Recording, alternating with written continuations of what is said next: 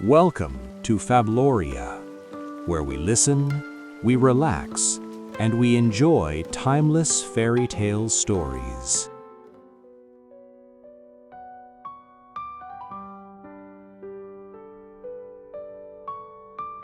In the heart of the ancient city of Nara, known for its tranquil temples and streets lined with cherry blossoms, there once ruled a king named Arthur.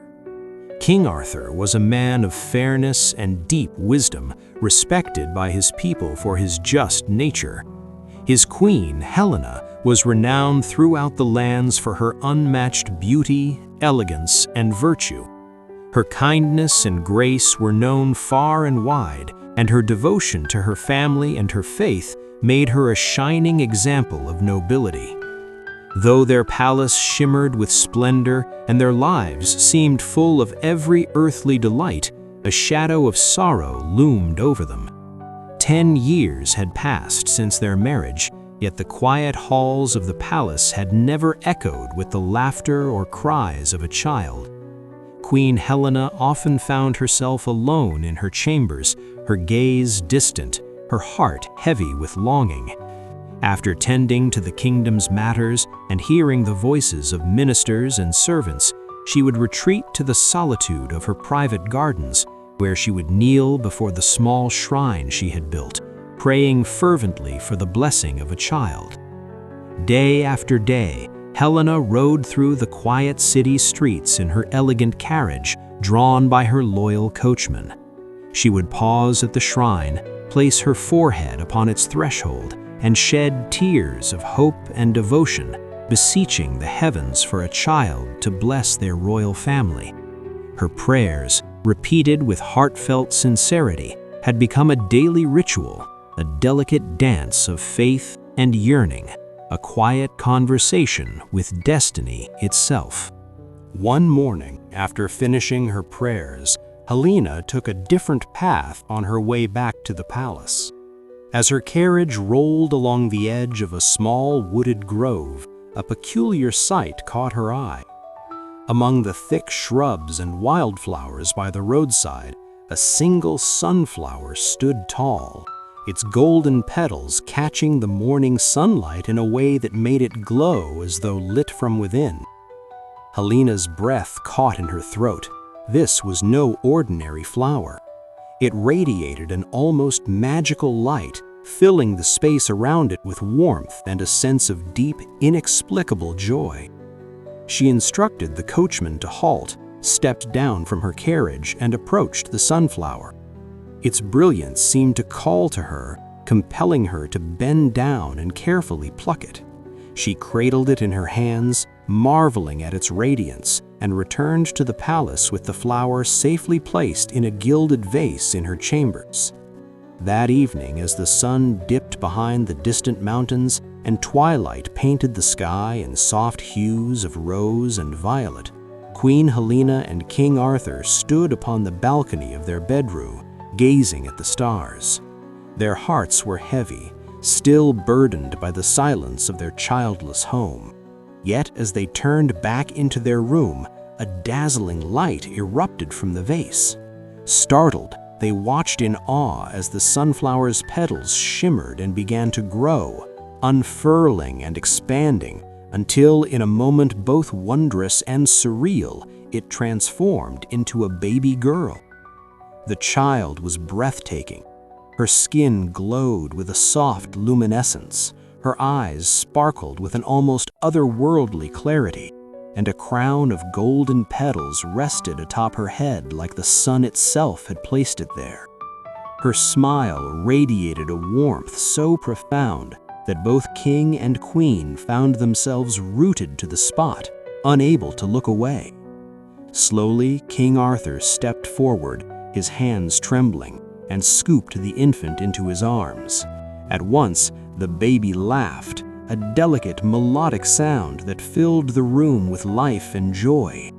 The sadness that had clung to their hearts for a decade melted away, replaced by a hope and love that seemed almost miraculous. They named the baby Amara, a name that would come to be known throughout the kingdom as one belonging to a child touched by both beauty and destiny.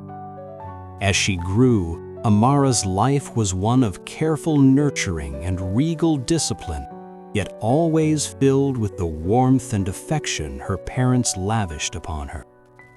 The palace halls rang with her laughter, the gardens bloomed with life as she wandered through them, and every courtier who came into contact with her could not help but admire her grace and charm.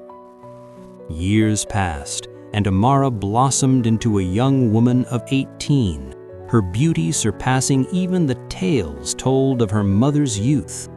Her hair shimmered like strands of sunlight, her eyes sparkled like twin pools of the clearest water, and her presence carried a serenity that calmed all who encountered her.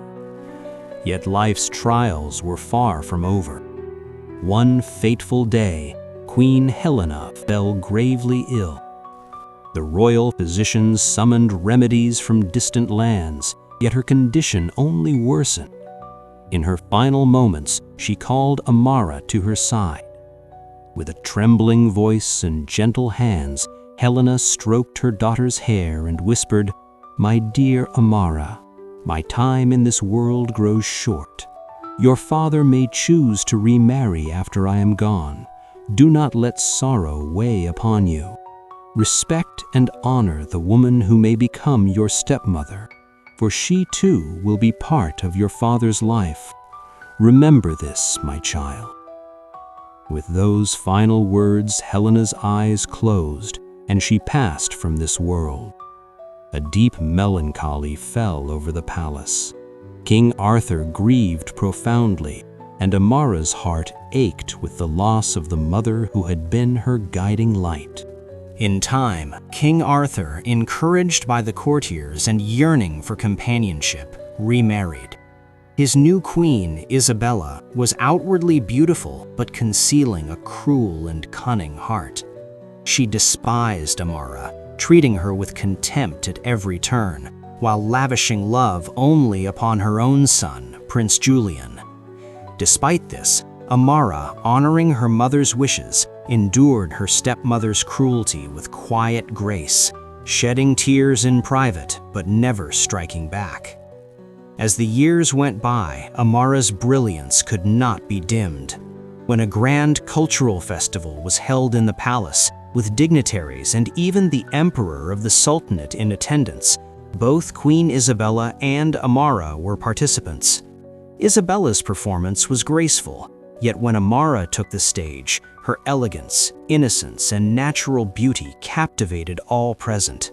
Her movements flowed like water, her every gesture brimming with purity and charm.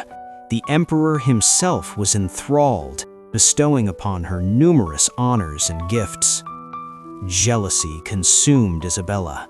Seeing Amara praised and adored, while her own attempts to shine were overshadowed, ignited a burning hatred in her heart.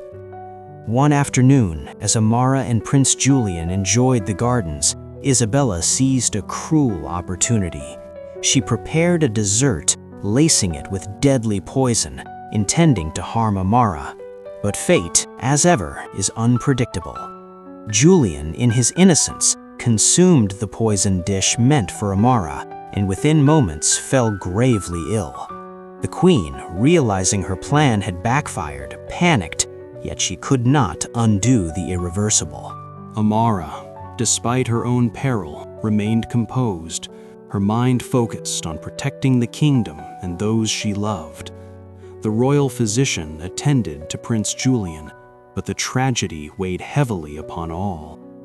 Isabella, unable to accept the consequences of her actions, falsely accused Amara, blaming her for the calamity she had engineered herself.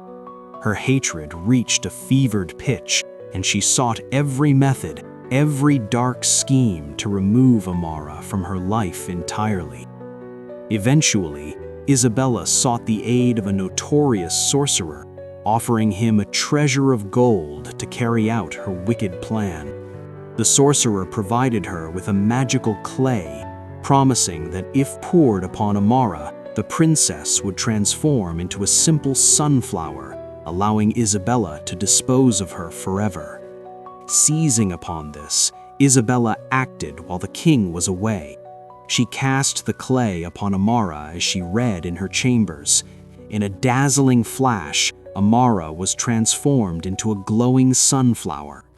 Isabella, convinced of her victory, set the flower aflame. Yet nature's magic proved stronger than the queen's malice. A sudden gust of wind carried the ashes of the sunflower far away, scattering them across a lush, hidden garden bursting with countless colorful blooms. From these ashes, a new sunflower sprouted, radiant and full of life. Not long after, a noble prince named Ethan from a neighboring kingdom wandered into the garden while on a hunt. His gaze fell upon the solitary sunflower, glowing with an almost mystical beauty. Entranced, he approached, kneeling before it. In a gesture of admiration and heartfelt devotion, he pressed a gentle kiss upon the flower.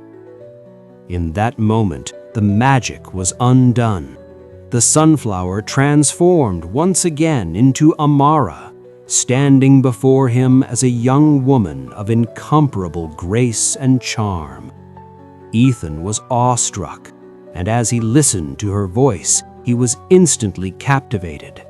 Without hesitation, he proposed marriage, and Amara, recognizing her precarious situation and wishing to secure her safety and freedom from Isabella's cruelty, consented. The prince took her to his kingdom, where they were married with great celebration and pomp. Meanwhile, King Arthur returned to his palace, only to find Amara absent.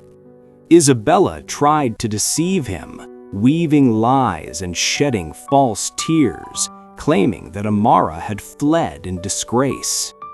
Yet the king's heart knew the truth. He understood that Amara, noble and pure, could never commit a dishonorable act. Time passed, and eventually Amara, reunited with her father during a diplomatic feast, recounted to him all the betrayals, the poison, the magician's schemes, and the cruel attempts to extinguish her life. King Arthur, his eyes burning with both anger and relief, realized the depth of Isabella's treachery. Determined to restore justice and honor, he vowed to punish the queen for her misdeeds and to protect the daughter who had endured so much yet remained unwavering in virtue. Amara's life, though tested by trials, cruelty, and treachery, blossomed like the sunflower from which she had been born. Her courage, kindness, and unwavering spirit became the stuff of legend, celebrated across kingdoms. She lived not only as a princess, but as a symbol of hope, resilience, and the triumph of purity over malice. And in her union with Prince Ethan, she found not only love, but a life of honor and happiness, forever radiant as the sunflower she was destined to be.